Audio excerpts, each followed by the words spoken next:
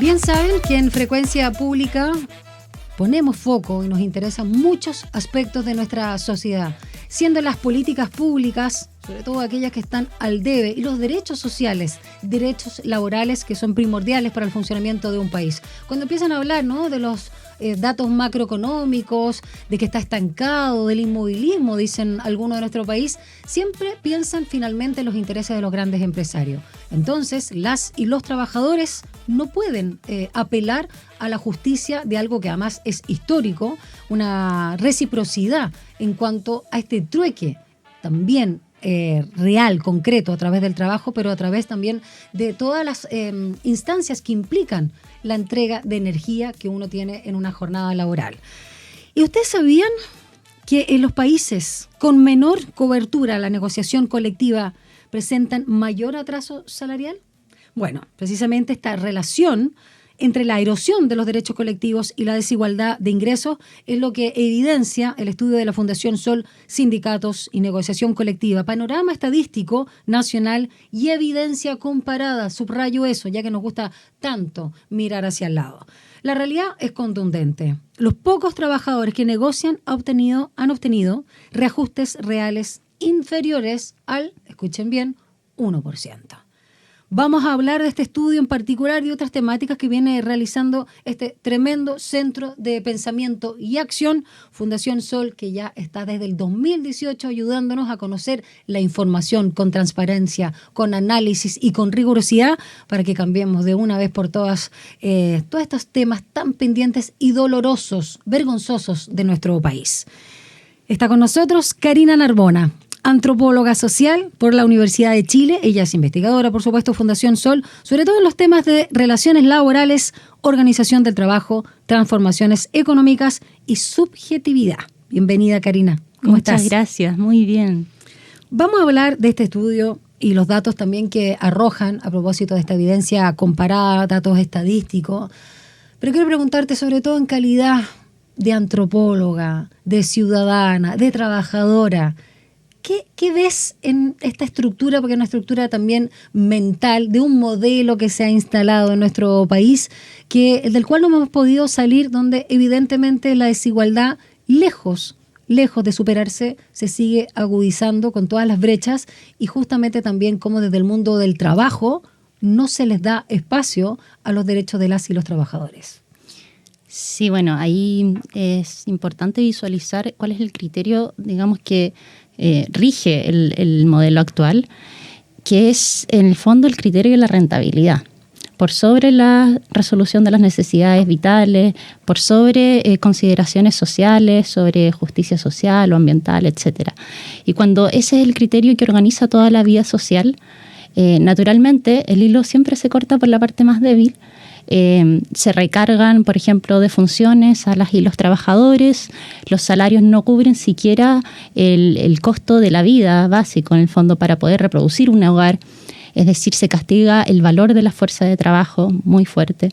Eso no nace ahora, no nace en dictadura, tiene que ver con el sistema capitalista en sí, donde el criterio de la rentabilidad es lo que mueve la economía y toda la organización de la sociedad. Pero para Chile sí nace en dictadura este modelo, la aplicación del mismo. Claro, pero digamos eso, digamos que desde la dictadura se intensifica esta lógica. Y lo que tenemos es un mundo del trabajo desorganizado, donde desde el año 79, con el plan laboral de José Piñera, lo que se hace es fragmentar aún más las organizaciones sindicales, de tal manera que uno puede encontrar en una empresa más de 30 organizaciones sindicales e incluso 100 organizaciones sindicales, es decir, son organizaciones muy pequeñas y con muy poquito poder. Se debilitan. Y por otro lado hay toda una lógica de situar la negociación colectiva, que es esa instancia donde podemos de manera cooperativa, organizada, disputar ese valor de la fuerza de trabajo, esa actividad que se pone en ejercicio en una jornada laboral, donde se puede discutir, porque en general lo que hay es unilateralidad del empleador para definir la organización del trabajo. Toda esa instancia en que se abre democráticamente, en teoría, la organización de la empresa, esa instancia está muy debilitada. Y también en dictadura lo que se hace es confinarla al espacio de la empresa. Antes existía la posibilidad de, por ejemplo, negociar a nivel de rama de actividad económica. Expliquemos bien de qué se trata para que nuestros auditores sepan. Eso estaba en la época de Allende, ¿no? Sí, estaba. La negociación por rama nunca fue predominante en Chile. Siempre fue una batalla de la clase trabajadora y sus organizaciones sindicales lograr articularse a un nivel más amplio y negociar, por ejemplo, a nivel de toda una rama económica, de manera tal de que las trabajadoras y los trabajadores estén cubiertos por estos contratos colectivos de manera amplia, inclusiva. Pero existían algunas válvulas, algunas posibilidades había de negociar. Ya en el año 31, con el primer modelo de Código del Trabajo, lo que se hizo fue establecer, por ejemplo, salarios mínimos por algunas industrias, que era como se llamaban las ramas, donde se negociaba entre trabajadores, empleadores y el Estado. Luego se incorporó en el año 37 una modalidad de sueldo vital, que era el sueldo mínimo para las y los empleados. También con una modalidad tripartita y de negociación amplia, departamental. Estado, trabajadores y empresarios. O sea, en este caso, bueno, claro, sí, el equivalente del empresario, que sería el empleador del Estado. Exacto. Y luego tenemos el caso del año 68, cuando ya la negociación a nivel de rama se institucionaliza a nivel nacional, porque antes era por provincia o departamento. Esto ya Montalva. Sí, exacto.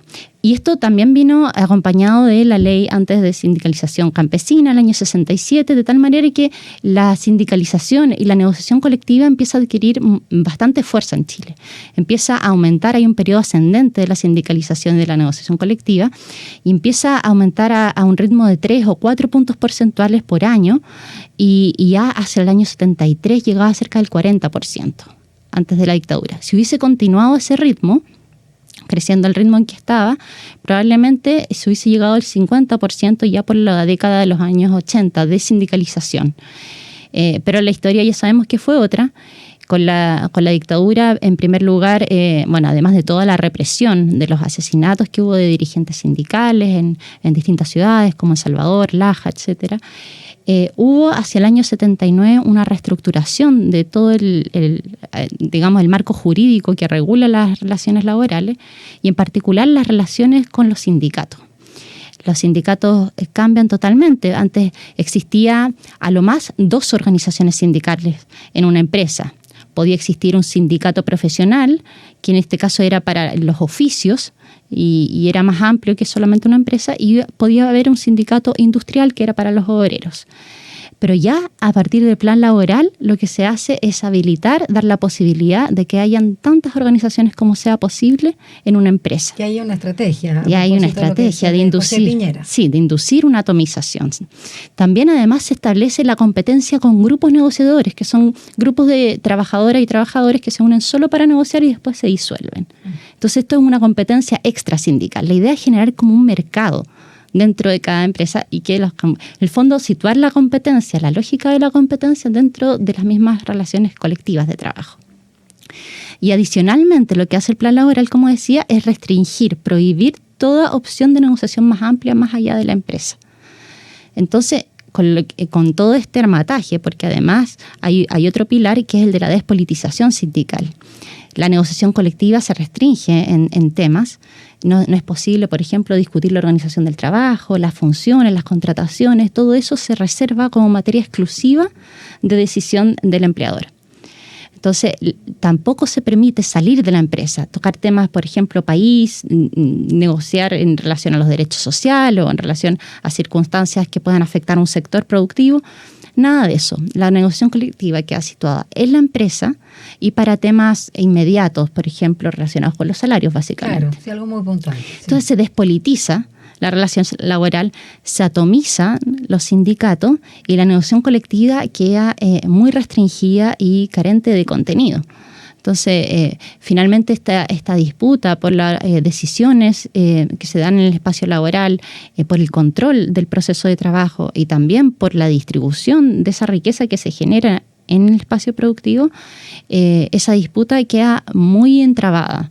Y desde ahí, desde el año 79, y esto es muy importante remarcarlo, no ha habido una restitución de los derechos laborales anteriores, que digamos no eran para nada perfectos, o sea, no eran la panacea, había muchos problemas, pero existían, como decía, algunas válvulas de articulación más amplia, y desde el año 79 que mantenemos una ley laboral, porque las bases de esa ley laboral se mantienen, que es muy desfavorecedora para la parte laboral. Y eso hace posible que tengamos unos niveles de desigualdad tan amplios como los que existen en Chile. En este momento, el informe que se hizo sobre desigualdad del mundo muestra que en Chile el 1% concentra cerca del 40% de la riqueza y dentro del país, y si se compara con otros países del continente, el país resulta ser el más concentrado en términos de distribución de la riqueza. Esto no se puede separar de lo que ocurre en el espacio de trabajo. Por supuesto, de ahí surge todo. Sí. Entonces, bueno, una excelente, de hecho, introducción para entender un poco los datos que vamos a observar de este presente que está amarrado finalmente a ese plan laboral de 1979, elaborado, diseñado y casi como puesto a fuego, ¿no?, por José Piñera. Quiero detenerme, Karina Narbona, parte, ¿no?, de la Fundación Sol, investigadora sobre todo, experta en áreas de relaciones laborales, como ya se dieron cuenta seguramente nuestros auditores de la 94.5, de hablar, ya que parece que todo el foco siempre está puesto solamente en las plata, los ingresos y todo ese tema. Hablemos de este declive sindical y el empoderamiento de la distribución de ingresos, ¿no? Para que también la gente, las y los trabajadores que nos escuchan en la radio, sepan la importancia, porque hay mucha gente a veces, cierto, siempre la mayoría de las cosas se concentra porque vivimos en un mundo donde hay que pagar por todo, y sobre todo en un país que todavía no tiene, digamos, lo basal en seguridad social y otros temas también importantes, para qué decir la salud mental a propósito de lo que implica esto. Cómo se da esta relación, ¿no?, finalmente entre el elemento del declive sindical y por supuesto la distribución del ingreso. O sea, los reajustes reales son inferiores al 1%, es como básicamente que no existieran. Uh-huh. De hecho, hay un empeoramiento desde los años 90, cuando los reajustes en promedio llegaban al 4% de los reajustes reales por negociación colectiva, y hoy en día tenemos incluso menos del 1%. Es un problema que tiene que ver con lo que mencionábamos antes, con la estructura de la negociación colectiva, con que por un lado tenemos una muy baja cobertura de la negociación colectiva. En todo este tiempo no ha subido del 13%, como en el dato más auspicioso. ¿Último tiempo tomando qué deadline o qué tiempo? Desde los años 90 también, hasta ahora, ya. Sí. ¿Se ha mantenido en ese margen? El año 91, para los derechos de sindicalización, negociación colectiva y huelga, se habla de que hubo un pequeño boom, en el sentido de que retornada la democracia, hubo más acción sindical, todo parecía mostrar que iba a haber algún tipo de reflote del sindicalismo, pero después cae todo de manera muy precipitada. Me refiero a sindicalización, negociación colectiva y huelga dentro del espacio de la negociación reglada, ese tipo de huelga, baja, y ya recién hacia el año 2020, un poquito antes, 2018, empieza a verse que se recuperan los datos en relación al año 91. Pero nos mantenemos dentro de niveles bastante bajos. Bajo el 15%. En el caso de la sindicalización ya va cerca del 20%. En el caso de la negociación colectiva, y depende, porque no hay una cifra oficial, depende de la forma de medirla, pero podríamos decir el caso más auspicioso 13%. ¿Y qué pasa? Que hay un asunto que tiene que ver con la baja cobertura, con que muy pocas personas están cubiertas, de las que podrían sindicalizarse, de las que podrían negociar colectivamente, y eso hace que naturalmente estos instrumentos pierdan fuerza, porque si no hay suficiente presión, no hay mayorías, se pierde la capacidad de disputar, de negociar. Pero por otro lado está el problema de la fragmentación. Entonces podría decirse 20% sindicalización no es tan bajo en comparación con países, por ejemplo, como Francia o con otros países del ámbito europeo. Pero aquí está el tema de la fragmentación sindical, que podríamos decir que es la especificidad de la situación en Chile. Tenemos el punto crítico. Tenemos cerca de 8.000 sindicatos activos y el 50%, la mitad, tiene menos de 50 socios. Solamente un 26% tiene más de 100 socios o socias. Entonces estamos hablando de que son organizaciones muy pequeñas, que se ven obligadas a competir entre sí dentro de una empresa y cuando negocian lo hacen en relación a temas bastante acotados. Entonces, las posibilidades que hay de lograr reajustes importantes y de salir del ámbito de los reajustes y poder disputar otras cosas, por ejemplo, las contrataciones, la estabilidad en el empleo, los beneficios sociales, todo eso se ve muy restringido. Y de ahí se explica que tengamos estos datos tan paupérrimos, digamos, del reajuste salarial inicial por negociación colectiva de menos del 1%. Esto es un dato promedio, sí, y sabemos que hay realidades diversas, pero sigue siendo la tónica más bien general.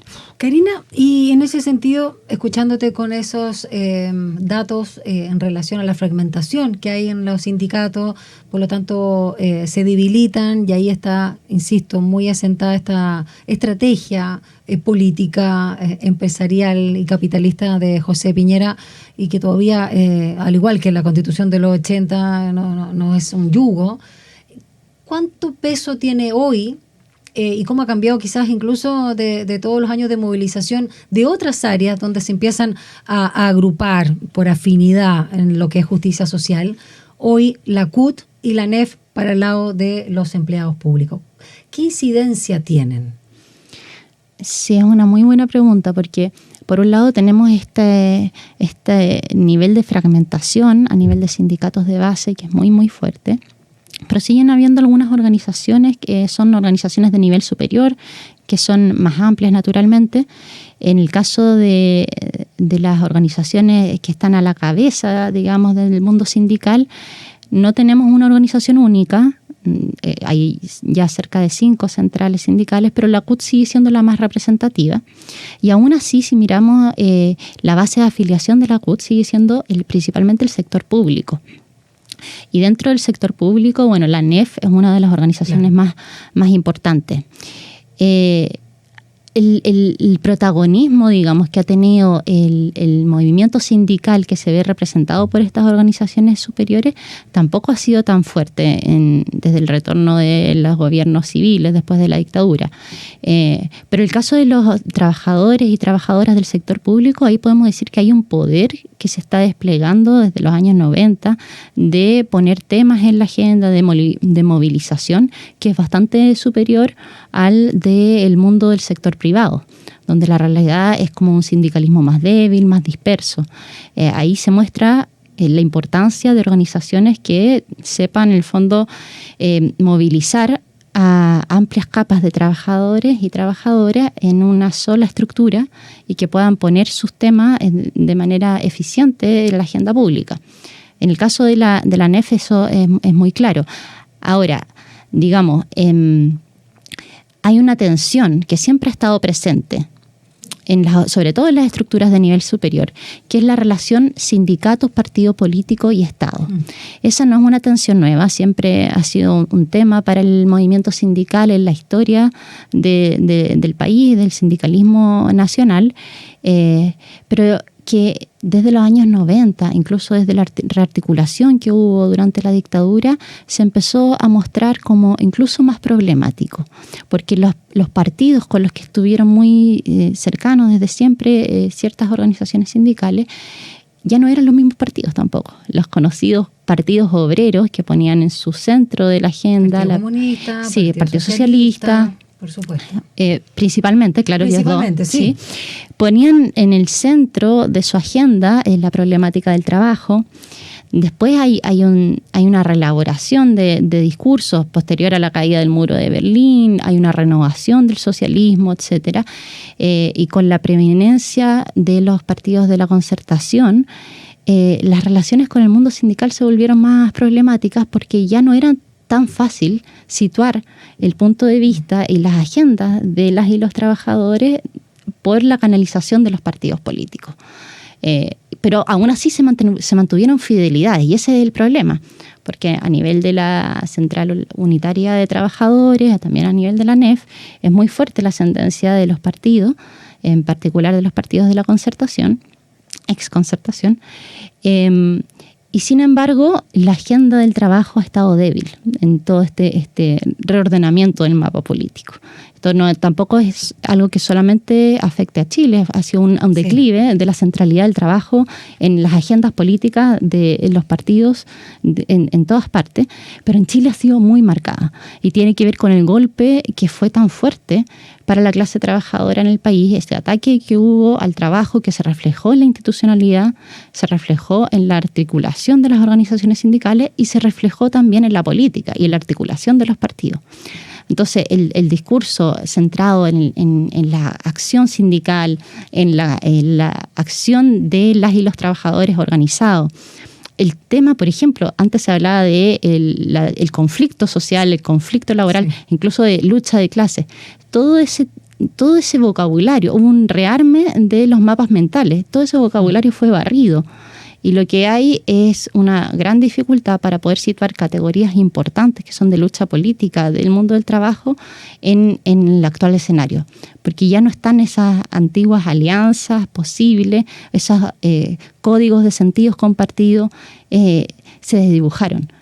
Después se empezó a hablar de empleo, de crecimiento, muy poco de derechos laborales y menos aún de organización política de las y los trabajadores. No, y ahora lo único que se habla, y a propósito de los últimos datos, ¿no?, entregados por el INE en cuanto a empleo, desocupación e informalidad, básicamente es eso, tener o no un contrato más o menos, pero la precarización nunca se toma y menos los derechos sociales. Vamos a seguir conversando contigo, más bien escuchándote, Karina Narbona, porque nos está dando una maravillosa clase magistral e histórica respecto a lo que ha sido este tema de los sindicatos, negociación colectiva en particular, a propósito del estudio de Fundación Sol, ella en calidad, por supuesto, de investigadora de este Centro de Pensamiento y Acción, pero también de antropóloga social, que en ese sentido me parece muy bien todo este baño, digamos, también de la temática que nos estás entregando para poder entender lo que hay de fondo, porque eso que tú señalas muy bien de los últimos tiempos, este cambio, no solo comunicacional, sino de mentalidad, nos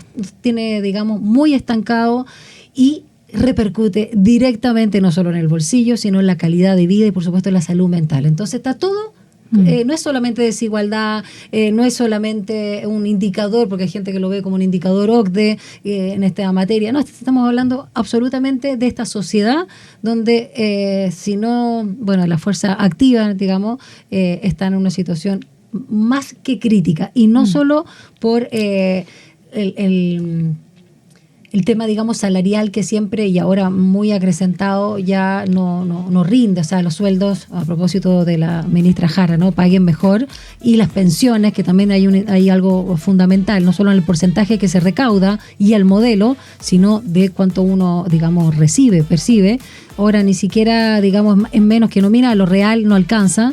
Y además eso repercute sin duda en la calidad de vida que tenemos los seres que habitamos este territorio. Vamos a una breve pausa, Karina Narbona, y ya regresamos a Frecuencia Pública para seguir hablando de este interesante asunto que nos compete a todos.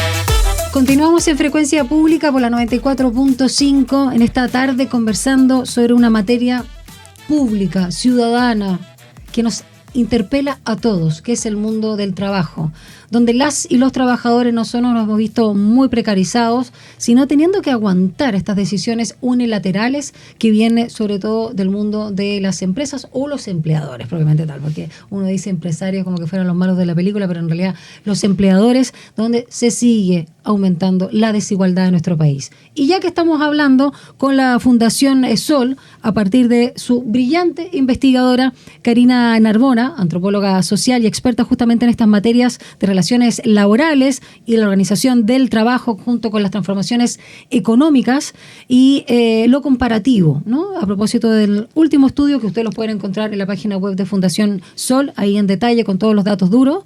Hablemos de este tema de las instancias, sigamos haciendo un poquito, o tú más bien, de pedagogía o ser un poco más también didáctico para explicar esta instancia de negociación que tú ya nombrabas, Karina, nacional, ramal y local, donde, digamos, no se confiere, en este caso, una exclusividad a un único nivel. Y los únicos dos países que no presentan esta estructura, y hablemos de la importancia de esta estructura, que tú y algo lo dibujabas, son Japón y Chile, en donde solo se negocia entonces a nivel de empresa. ¿Le puedes explicar? Algo dijiste, pero ya más en profundidad a nuestros auditores y auditoras, ¿qué es lo que implica eso? ¿Cuánto restringe la negociación y, por supuesto, la obtención de resultados de las demandas laborales en todo aspecto? Sí, muchas gracias. Es, digamos, el nodo del modelo actual, yo diría, esto de la negociación colectiva exclusiva de empresas. Existe la posibilidad de negociar interempresa, entonces alguien diría, bueno, aquí tenemos una posibilidad de negociación más amplia, pero ahí es donde está la trampa, porque la negociación interempresa es empresa por empresa. No es que en un mismo acto puedan negociar trabajadoras y trabajadoras de una organización sindical. Podemos explicar con un ejemplo, no sé, evaluemos una lechera, por decirte cualquier cosa, y tú trabajas en la lechera y quieres demandar X, aumento de sueldo, o menos carga de horario, o tener una sala cuna, qué sé yo. Deme un ejemplo, ¿me puedes elaborar simple?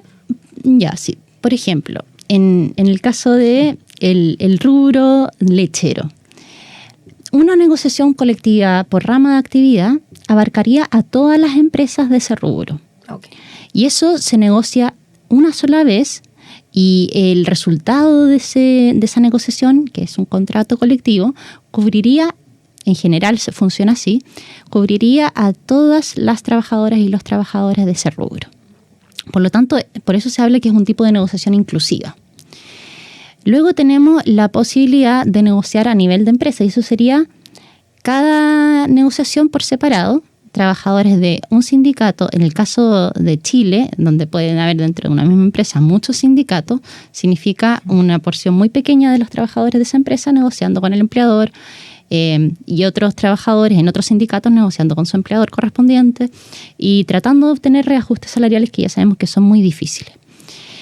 Luego está la negociación interempresa, que eso es lo que llevan a cabo los sindicatos interempresa. Es una posibilidad que da la legislación en Chile. ¿Lechería A, lechería B? Sí, porque el sindicato tendría asociadas y asociados de la lechería A y la lechería B. Pero ¿qué establece la legislación chilena? Que no puede negociar en una misma comisión de una sola vez con la lechería A y la lechería B, sino que tiene que ir la comisión sindical a negociar con un empleador primero, con otro empleador después. Entonces, en el fondo lo que tenemos sigue siendo negociación, y por eso el diagnóstico que se hace desde el derecho del trabajo es que en Chile hay una negociación exclusiva de empresa. En realidad lo otro no cuenta como una negociación ampliada. Una negociación exclusiva de empresa significa tener la máxima dispersión posible. Ni siquiera es solo de empresa, también puede ser a nivel de planta de trabajo. Entonces tenemos que a veces hay empresas que son bastante grandes, tienen muchas plantas, tienen muchas sucursales y se está negociando sucursal por sucursal. La fuerza que es capaz de reunir el mundo del trabajo así es muy limitada. En otros casos también hubo golpes muy importantes a los derechos laborales. Tenemos el caso de Japón que mencionabas.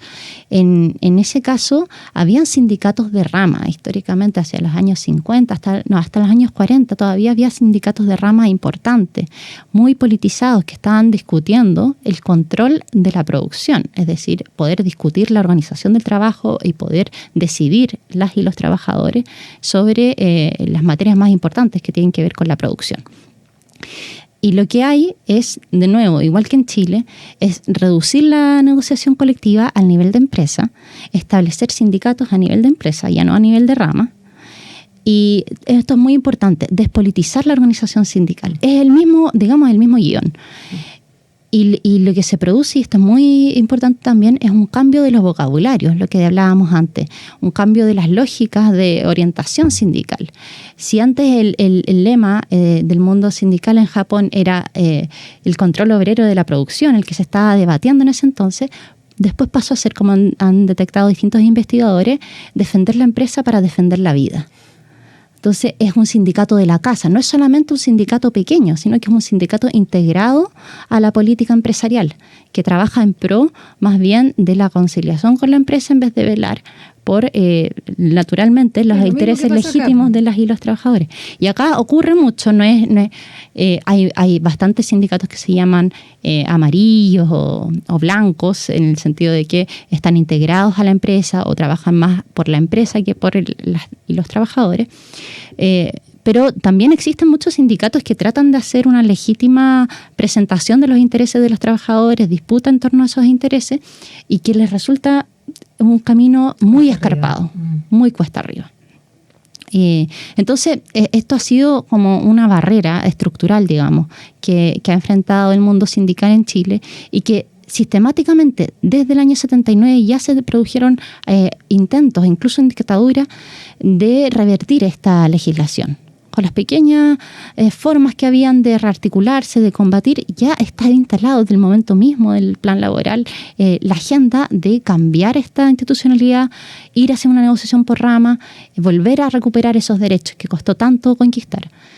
Y ha sido muy difícil. No quiero plantear un diagnóstico mutilante en el sentido de que no se ha hecho nada, que hay solo debilidad sindical. No, han habido importantes movimientos, por ejemplo, lo que hubo con los subcontratados del cobre en su momento. También hubo huelgas en el rubro de la salmonicultura, de las forestales, y siempre en este horizonte de lograr una articulación más amplia, de salir del espacio de la empresa, porque, digamos, para el caso de los subcontratados es aún peor. Claro. Es aún peor. Y poder entonces negociar con la verdadera empresa, la empresa mandante y no la empresa que los subcontrata. Exacto. Es un desafío, incluso en el actual modelo, para algunos que están en una situación incluso más desventajosa, como en una subclase o relegados de los pocos derechos que tienen los demás. Muy al margen de todo. Sí. Karina, bueno, acá hablemos también del derecho a huelga, ¿no? Y tú también algo esbozabas al respecto. Entre el año 1990 y 2022, los y las trabajadores cubiertas por un convenio colectivo, es decir, sin derecho a huelga, prácticamente se triplicaron, pasando de cerca de un 13 a un 40%. Y esto lo relaciono con el segundo proceso constitucional, ¿no? De estos tiempos donde los consejeros del Partido Republicano, pero también de Chile Vamos, propusieron a nivel constitucional el derecho a huelga que quedaría limitado a ser ejercido solo en el marco de la negociación colectiva. El anteproyecto de los expertos ampliaba la huelga al sector público, algo que también siempre está al debe también en esta situación.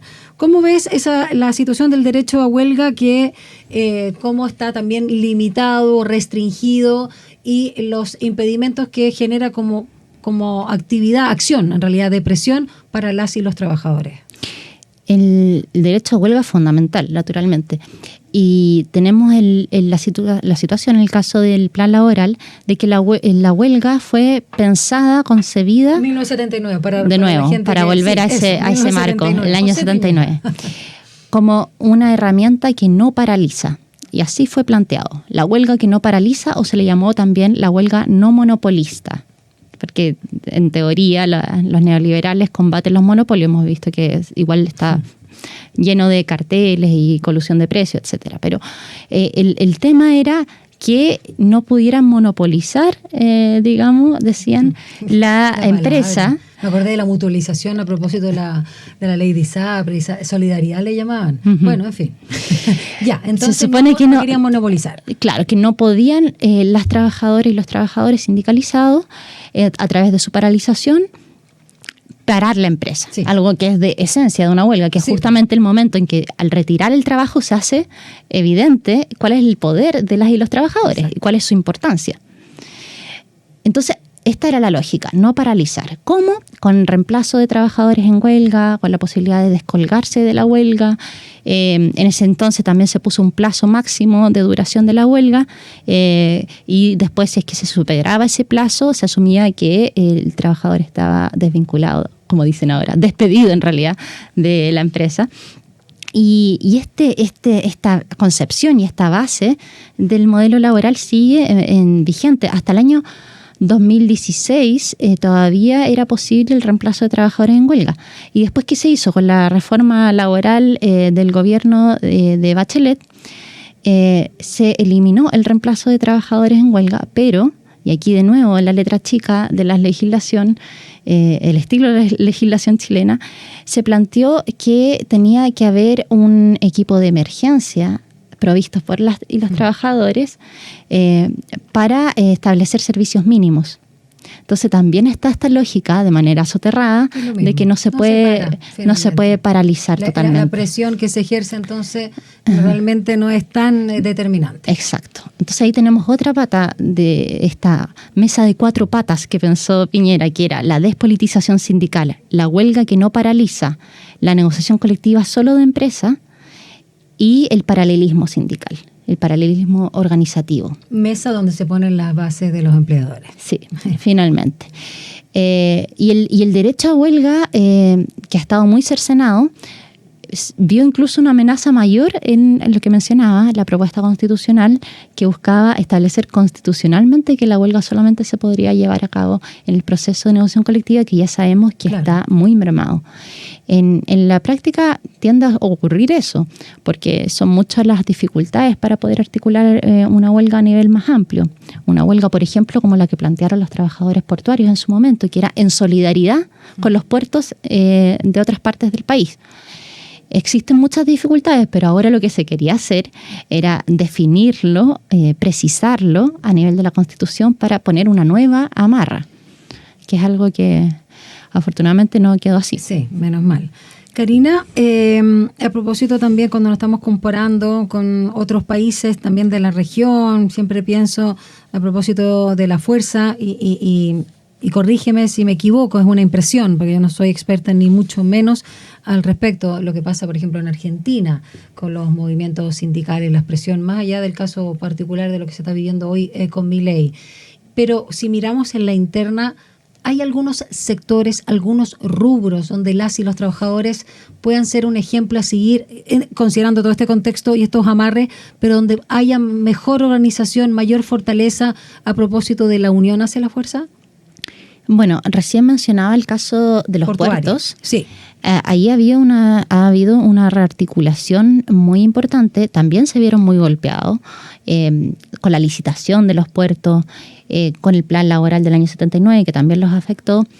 Pero sin embargo, ha habido la posibilidad de volver a generar organizaciones que sean de nivel nacional. Ya hacia el año 2010 está la Unión Portuaria del Biobío, en una labor muy intensa de articulación de trabajadores a nivel nacional, y lograron formar pocos años después la Unión Portuaria de todo el país. Eso es un ejemplo muy importante de articulación. Ahora se ve también facilitado porque estos trabajadores tienen un poder estructural. Sí. O sea, pueden paralizar el país de manera efectiva, pero eso siempre si es que hay organización detrás. No es de la nada. Entonces es una articulación de un poder estructural que tienen por la posición que ocupan en la cadena productiva del país. Coronel, a propósito también da cuenta de mucha gente decía que injerencia tiene el Estado ahí a propósito de esta discusión de la infraestructura crítica de los puertos, siendo además el de Coronel, bueno, y siendo algo privado, digamos, pero donde había una situación un poquito como confusa al menos para la injerencia de la presión que podía hacer el Estado a través del gobierno. Sí, claro. En casos como los puertos existe el tema de la licitación, es decir, empresas privadas que realizan los servicios de estiva y desestiva, pero también hay una infraestructura pública, claro, por un lado, y en estos espacios, al igual que en el caso de la minería, tenemos varias particularidades. Por un lado, la importancia del poder estructural que tienen de paralización si se organizan los trabajadores, y también son espacios de difícil acceso para gente exterior, para personas de afuera. De hecho, son espacios restringidos, muy restringidos, en donde se da una convivencia diaria muy intensa. Hay una masa de personas reunidas que tienen esa posibilidad en la cooperación que realizan el trabajo, también de ir conversando sobre otros temas, articulándose, organizándose, generando un poder organizacional. Y por lo tanto, si se junta el tema de que está vinculado de alguna manera el Estado con el poder estructural que tienen, con la capacidad también organizacional y con la masa crítica que se genera en esos espacios, entonces sí hay mayores chances de poder hacer al menos un gallito con la parte empresarial o con el Estado. Claro. Cosa que no pasa lamentablemente en áreas tan sensibles y también basales, pero no necesariamente estructurales para un sistema. Así lo ven, sobre todo en términos del aporte al PIB, como es el área de la salud. Sí. Ahora, en el área de la salud privada han habido muchas dificultades. He hecho muchas entrevistas a dirigentes y dirigentes sindicales también por la tesis que tuve que realizar hace poco. Y claro, hay un bloqueo muy, muy fuerte. ¿Es tu doctorado? Sí. Qué seca, Karina. Gracias. Un bloqueo muy, muy fuerte que no es solamente de este sector, en todas partes ocurre, a la posibilidad de formar sindicatos. Entonces, es realmente un trabajo muy loable y muy duro de las personas que están haciendo activismo sindical por formar sindicatos en esos espacios, pero se está logrando. Hay ya organizaciones bien asentadas, por ejemplo, en el caso de BUPA, y entre otras, que han hecho también movilizaciones importantes. Hay un trabajo que es extranjero, además, ¿no? Bueno, Integra Médica ahora está con BUPA, sí, pero es extranjero, sí. Sí, yo estoy lamentablemente en ese ISAPRE.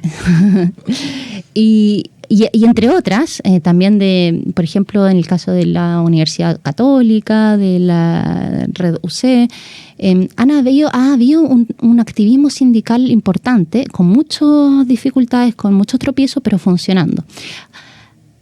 Donde sí hay un camino más fluido es en el ámbito público. Sí. Las y los trabajadores. Las y los trabajadores. Por ejemplo, ahí tenemos el caso de la Confusam, sí, la Organización de la Salud Municipal, que desde los años, en los años 80 se articularon informalmente hacia mediados de los años 90, hacia el año 97 en realidad, se formalizaron como Confusam. Lograron uno de los estatutos de la salud, o sea, el estatuto de la salud es mucho mejor que el estatuto docente, por ejemplo, y han tenido movilizaciones constantes. A veces se piensa en los años 90 como un tiempo perdido, años de no movilización. En realidad, si se empieza a hilar más fino, hubo movilizaciones laborales importantes y entre ellas están las de la salud pública. Pero la pandemia aceleró todo esto, ¿no? Sí, bueno, y ahora se vieron expuestos. Sí, el gran problema es que si bien se han logrado mejoras en el ámbito laboral, aunque falta mucho, hay una demanda que siempre se presentó dentro del movimiento sindical de la salud, que es la falta de presupuestos públicos para la salud y la falta de personal a nivel del sistema. Es decir, demandas que no son solo corporativas, no son solamente en el sentido de que no son solamente sectoriales por la mejora de mi situación laboral, sino que también están pensando en todo el sistema de salud. Y ahí sabemos que en Chile hay un gran problema. La salud pública está muy estresada, está muy debilitada, tal vez tiene atenciones que pueden ser de calidad, pero el problema es la lentitud, ¿verdad?, del sistema por la falta de especialistas. La infraestructura, la falta de especialistas, la centralización y lamentablemente, más que decir suma y sigue, resta y sigue, porque estamos hablando ahí de grandes dolores. Bueno, invitados todos, por supuesto, a revisar siempre las plataformas en la página web, principalmente de Fundación Sol, que tiene datos duros, muy bien explicados, son muy amenos también, muy agradables, digamos, de poder digerir, de leer todos estos informes, estudios que realizan, y en este caso nos hemos centrado en el tema de los sindicatos y negociación colectiva. Karina, te veo con cara de aportar, no, más todavía. Cuéntame algo que quieras decir para terminar. Karina Narbona, antropóloga social e investigadora justamente de este Centro de Pensamiento y Acción, como me decías. Sí, bueno, hay un tema que no se puede dejar de tocar, que es la crisis que hay en términos de salarios en Chile. Actualmente, claro, se plantea esto del sueldo mínimo de 500.000 pesos, que puede ser bien recibido en el sentido de que es un aumento, pero también tenemos la diferencia que hay con el costo de la vida y con lo que se necesita para salir de la Acuña lo señalaba, 600.000 pesos es para salir, hoy es para salir de la pobreza, está en 603.000 pesos. Nosotros calculábamos 700.000 pesos. Imagínate. Más o menos. Entonces, la brecha es importante en un país como Chile, donde el patrón salarial es muy bajo y se acerca mucho al sueldo mínimo. De hecho, el promedio son 730, o sea, el promedio de las personas ganan por su ocupación principal 730.000 pesos por ahí, pero si se mira en un país tan desigual, la mediana, es decir, el 50%, 500.000 pesos. Entonces, cuando se acerca mucho al sueldo mínimo, el nivel de los salarios en un país, tenemos lo que se llama un atraso salarial o un patrón salarial bajo, pero además el sueldo mínimo en esos contextos importa mucho, porque influye en el resto de los salarios de la economía. Entonces, la batalla que se dé por el salario mínimo es muy importante en el país, sobre todo considerando que la negociación colectiva como mecanismo para formar los salarios está muy desactivada. O sea, está prácticamente muerta en ese sentido. Entonces, bueno, ese es un gran desafío que hay para el mundo del trabajo actualmente, es poder al menos tener un ingreso suficiente para poder reponer las energías, poder reproducir el hogar adecuadamente y poder presentarse a trabajar el otro día en las mismas condiciones de energía, digamos, de fuerza física. O sea, no estamos hablando de una aspiración demasiado elevada, pero que en el contexto chileno sigue siendo un desafío muy, muy grande. Sin duda, es un tema por el que tenemos que seguir remando, alzando la voz y por supuesto también apoyándonos en el tremendo trabajo que hace Fundación Sol. Muchas gracias, me encantaría, Karina Narbona, investigadora de este centro, de esta fundación, ¿no? Y que pudiéramos conversar más adelante, sobre todo ya adentrarnos y hacer un zoom sobre todas estas brechas salariales. Tienen algo también bien importante a nivel previsional, sí, donde me encantó el nombre que le pusieron, ¿no? En relación, eran las pensiones a la fuerza, algo así en relación a pensiones por la fuerza, que es lo que ganan las Fuerzas Armadas respecto a los civiles o la mayoría de la sociedad chilena. Muchas gracias, Karina Narbona. Muchas gracias. Que te vaya muy bien, que tengas precioso fin de semana. Igualmente. Nosotros nos despedimos y agradecemos la sintonía de siempre acá en Frecuencia Pública por Radio USACH. Chao.